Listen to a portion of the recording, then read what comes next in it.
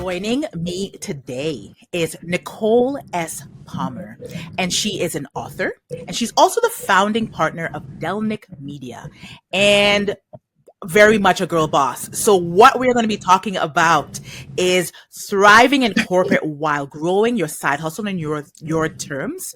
Essentially, how to get the best of both worlds. Before we get into it, I must give Nicole a moment to shine and tell us more about yourself, anything you'd like us to know. And thank you so much for joining me today. Nicole, you take it away. I am an author, best-selling author, actually, and founding partner of Delnick Media. My latest book is called Playing the Game While Black Women in Corporate America, and I'm really excited about the book. And one of the things that I'm most passionate about is just to help Black women build a bridge in corporate America. We need all the help that we can get, so I'm really excited about that. Also, really passionate about equity and just wanting to help as many Black women as possible out of the situation that I was in. And I know that it's doable. And I'm so excited to share more about Congrats, first of all, on being a best-selling author.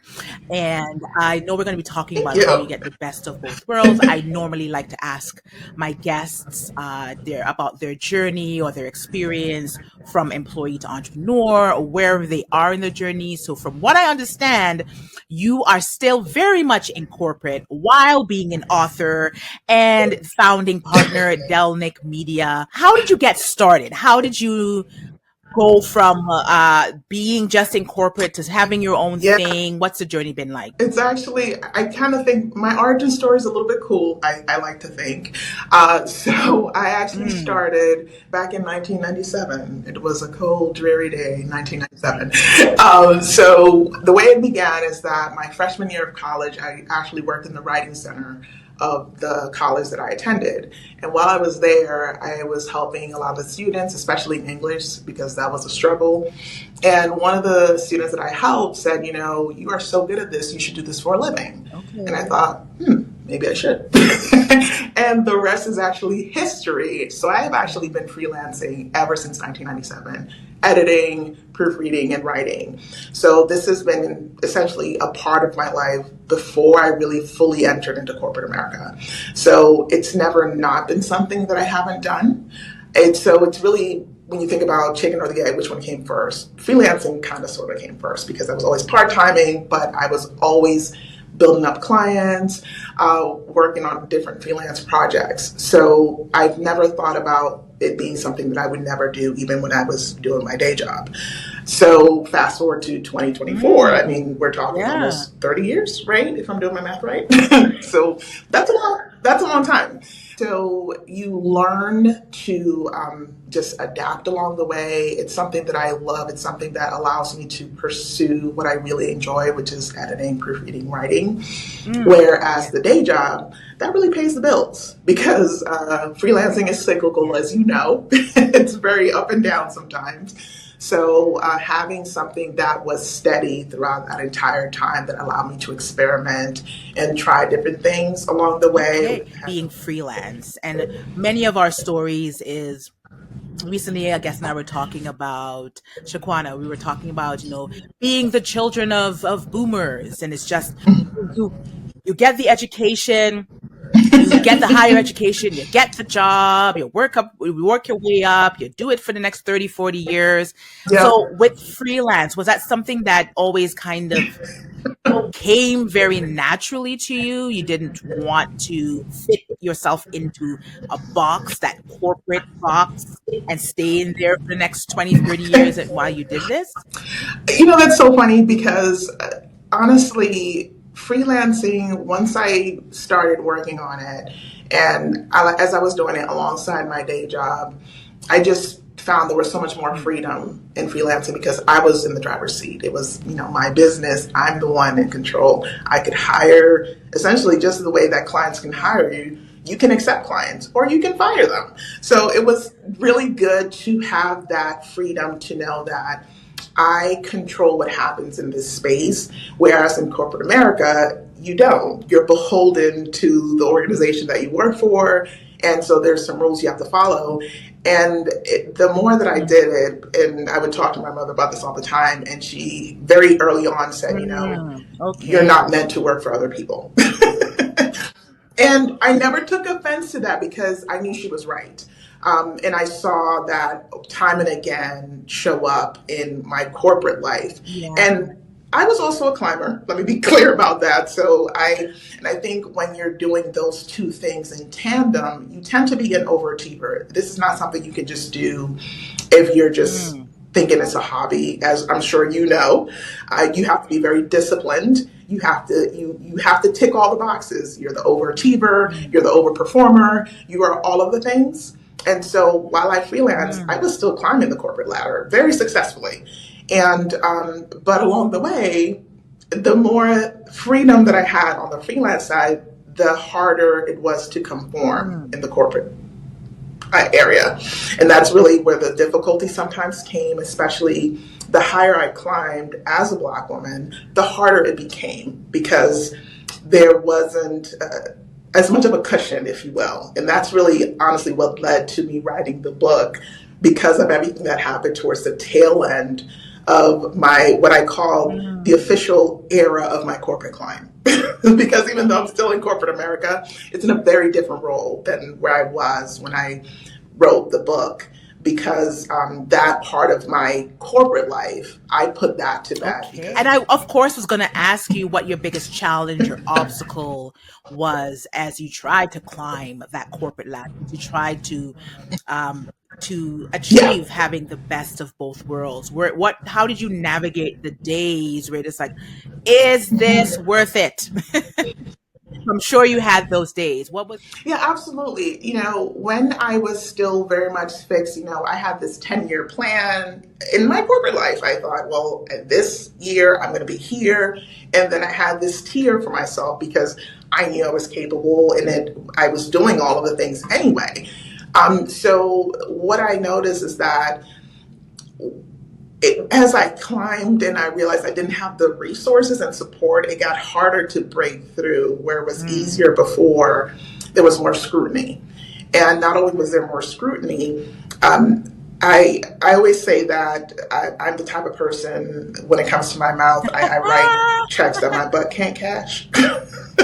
Because I am very outspoken and very direct, mm, which I think that's not uncommon in terms of being an overachiever and a Black woman. But it's never in a rude way. But again, as you know, even when you're saying something matter of mm. factly, because it's packaged in this way, it is taken away. And so I found that the more that I climbed and the more I spoke up as I climbed, the harder it became for me. And so freelancing for me was a solace because as a freelancer and a business owner, I essentially, this was the space that I created for myself. And I think what's interesting is that the things that I was trying to achieve in corporate America, I was already doing as a freelancer, as a business owner. I just didn't really connect the dots until the tail end.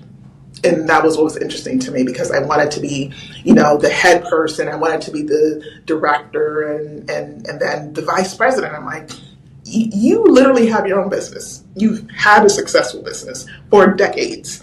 And it didn't really click for me until I decided that corporate America was no longer going to be center stage in my life, that it Okay. was going to I be love that you said you found solace in your freelance. You had your own thing and you could pour the energy and get your cup refilled, if you will, when you worked yes. in your freelance. On those days when it Hmm. got really, really hard Yeah.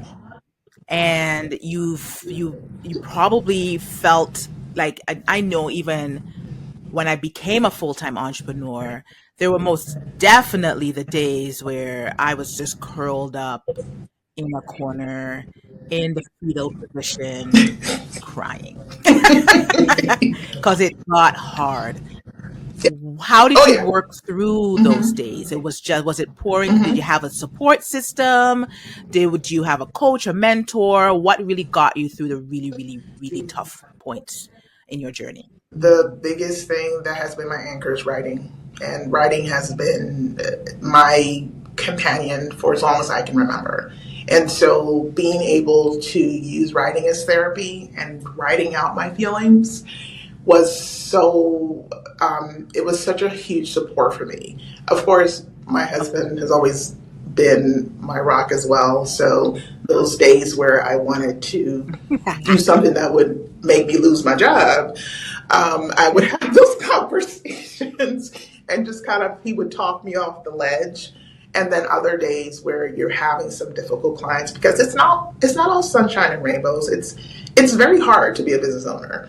And I think sometimes it gets glamorized. And so when you have those days where the client doesn't like any of the things that you did, or where you have to rework a 300-page document because they want to go in a different direction and you want to beat your head against the desk, sometimes you've got to scream a little bit.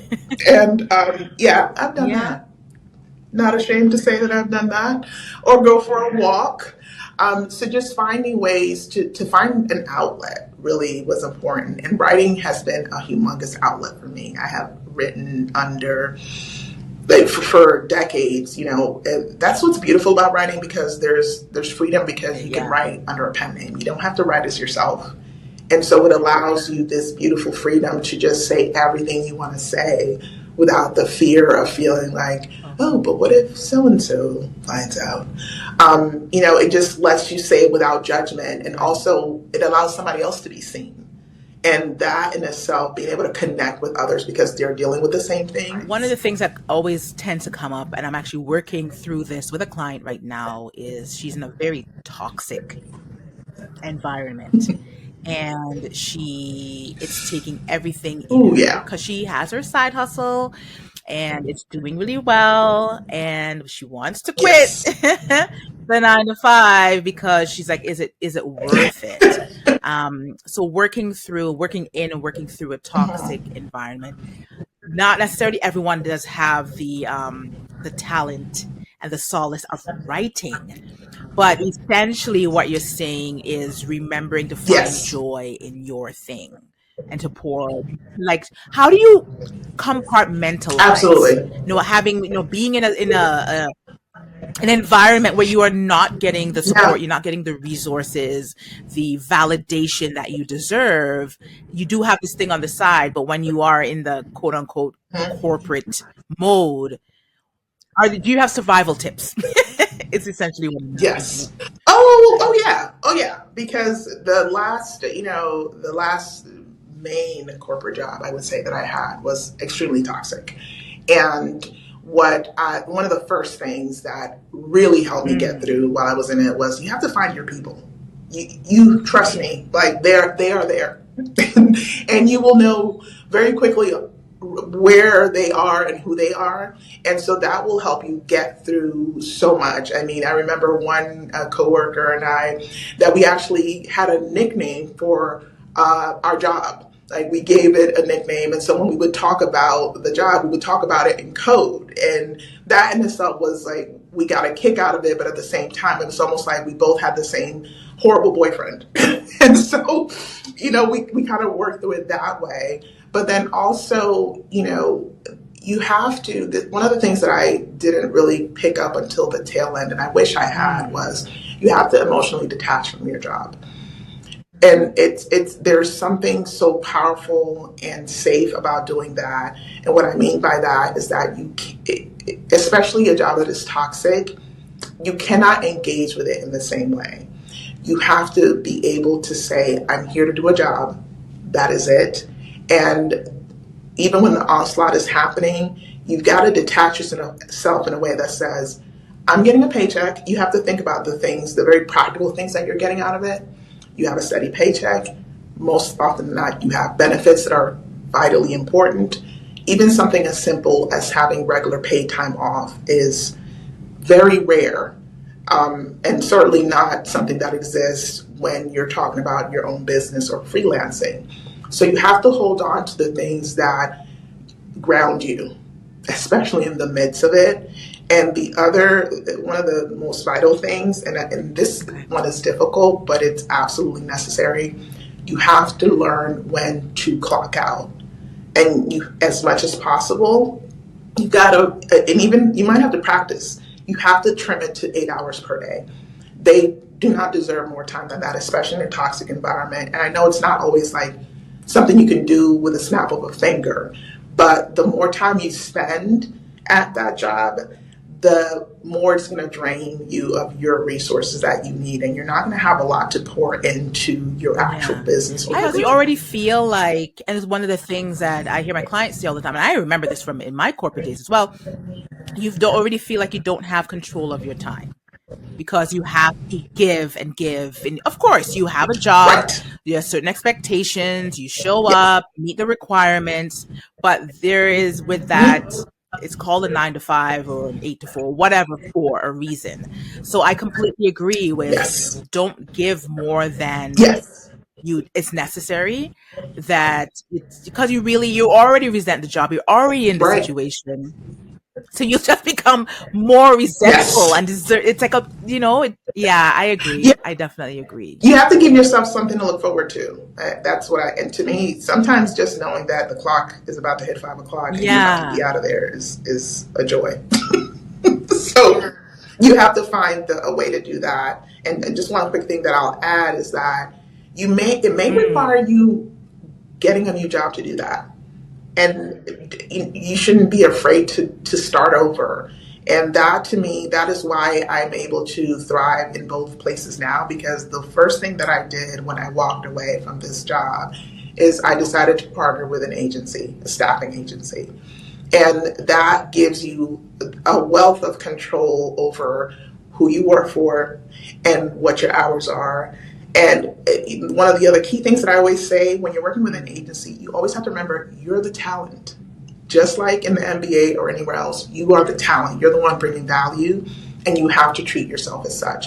And by working with an agency where I'm essentially a contractor with benefits, I clock out at 5. I start my day at 9 and I leave at 5, and I have no attachments. I have a lot of colleagues. I don't have work friends, and I do that by design. But there's something so powerful and freeing that in itself, working through a staffing agency, and there are a lot of them. You can throw a penny any direction and find about 100. But staffing agencies are a great way to pivot rather than doing a direct, just, I'm going to apply directly to this company and work for them. If you want to find a really great way to detach. That is a very necessary reminder. There is Yes. also guilt Mm-hmm. that many Yes. deal with because of the requirements, the expectations, the Yes. obligations, and they feel like they're going to leave, you're going to leave them hanging. They need me. If I don't do this, how is the Yes. company or my department going to be successful? And it's the reminder, yes, you're the Yeah. talent.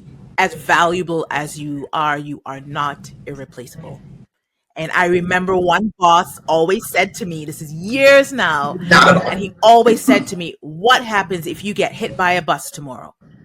Right? So it's always having things in place to make sure if you can't show up the next day, the company, the business organization will still run. And that really is their mentality. So it's really about Right. shedding that guilt as well. Like you said, detaching emotionally, because there is an Yes. emotional attachment that also breeds Yeah. that guilt. Oh, 100%. And to your point, I always resented why when people would say, Right? what if you get hit by a bus? Why can't I win the lotto? Like, why does it have to be tragic? Like, Why does can we it do have to something be tragic? positive? Because now people will be sad. Come on. Got to take time off to go to a funeral. Right? Like, can I just, like, live? I know, but Come that on, always stuck with me. please. I'm like, you know what? That is was always a reminder of like, they Oh my God. really don't. If they'll be fine without me. And I end Yeah. up getting laid off. Yeah, to your point, I think the sooner that we realize that corporations are not checking for you, like not at all checking for you, the better off we'll be. I mean, 100%, because that is exactly what happened to me at that corporate job where I was working. I was averaging 120-hour weeks. Just imagine that. Yeah. Like, that was what I was Oh, averaging. what? And I wasn't getting paid overtime, okay? I was 100% salaried. And to pour that much, and then you think about when you do the math, I never did the math because I knew I'd be devastated, like what my hourly rate actually came down to based on how many hours I was doing. There was no care, there was no concern. And we have to remember that it is just a job. They will replace you tomorrow. They have contingencies in place. They always do. And they're going to look out for number one. We have to stop treating jobs like they're a family, because they're not, unless they're like the most toxic family you've ever worked for, generally speaking. Jobs are not there to be concerned about you. And so we have to, the onus is on us. We have to be concerned enough about ourselves and care enough and love ourselves enough. Yeah. As we start kind of wrapping things up, it sounds pretty like straightforward, as you state, but people constantly, especially women, especially Black women, we need that constant reminder that it's okay to put yourself Yes. first. Stop trying to take care of everyone Yes. else. And then 100%. you are valuable, you are the talent, but you are most definitely replaceable as well. How do people follow you to continue that having these beautiful conversations with you or reading your writing? What do you have coming up? Tell us all the things, Nicole. Yes. So you can actually find me. Check out my website, NicoleSPalmer.com. You can also find me on LinkedIn. Same exact tag. It is Nicole S Palmer. If you want to follow me on Instagram, you can do NS Palmer. Those are like my main areas. The other thing I'm really excited about, and I mentioned it, is my book, Playing the Game While Black Women in Corporate America. It is available now on Amazon, but it's about to be available anywhere. So it will be available on Barnes & Noble. It'll be available in some local bookstores. And the paperback is coming out in June, so definitely look out for that. And I will be announcing an upcoming book signing in my neck of the woods in DC, and maybe a virtual event. The one last thing I do want to mention is one of the key things that is part of my book, The Unspoken Rules of Corporate America. You can actually download that free guide on my website. If you go to NicoleSPalmer.com/7 rules, it breaks down the key unspoken rules that we don't talk about in corporate America, and it's really germane and really timely based on the conversation we have had. We need to really come together and get ourselves out of this sticky situation. On that note, I always like to ask my guests before I let them go for a nugget. You must have something ready, or Yeah. the woman with the words. So do you have a nugget to share with us today before we say goodbye? Yes. So the biggest thing I want to say is, I know that every single one of you out there have a dream that you've been thinking about, or something that you keep kicking around that you want to actually get done. Start. Just start. Don't worry about the past. Don't worry about yesterday. Don't worry about what ifs. Just get started, because you would be surprised and amazed at what you could accomplish if you just take a chance on yourself. Thank you so much, Nicole, for being here and just sharing your energy and your story, and just reminding women that there is so much that we can and will do. So make sure you check out Nicole's book. You connect with her. Everything will, of course, be linked. Thank you so much, Nicole, and I will chat with you soon. Thank you so much, CJ, for having me. It was such a pleasure.